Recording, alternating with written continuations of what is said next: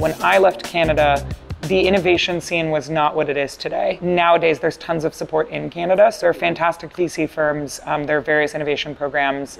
When Ambassador Kirsten Hillman has done little roundtables with various tech entrepreneurs, it's evolved my understanding of how Canada seeks to learn from its expats, which I think is very unique. I think that's a very smart way to gain insight into what we can learn from the communities that are outside our borders and sort of bring back to Canada.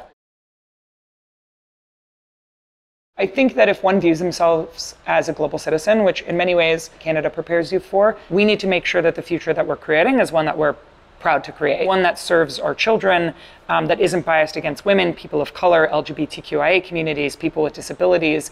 There are huge issues with equality and diversity that exist in AI. A voice assistant, 8 out of 10 times recognizes a white male voice, 5 out of 10 times a black male voice, and 3 out of 10 times a black female voice.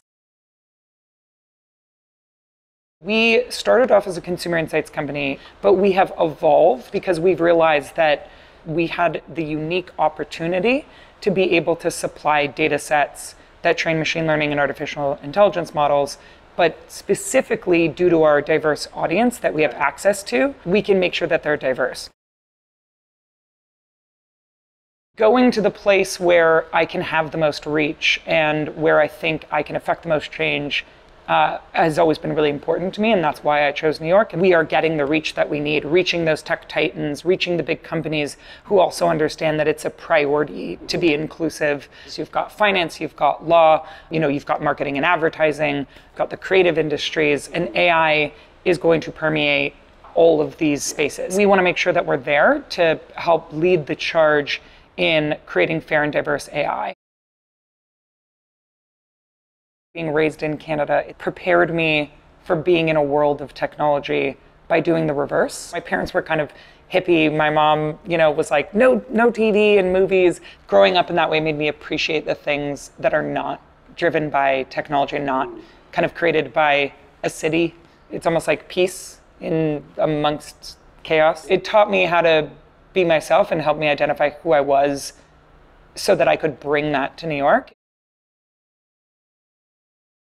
People are willing to help here. They'll be like, oh, you're in tech? That's great. Do you need introductions? Do you need to meet VCs? You should come to my event. Anyone can experience that. So if you really want to be an entrepreneur and you want to make it here, you can definitely just show up and do it.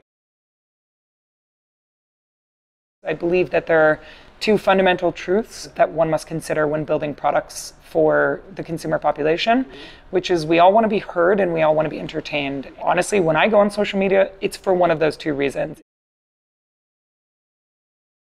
What I like about Canada is Canada still has the same values and it still represents the things that I cherish so much. And I love that when I go back to Canada, I can always count on that.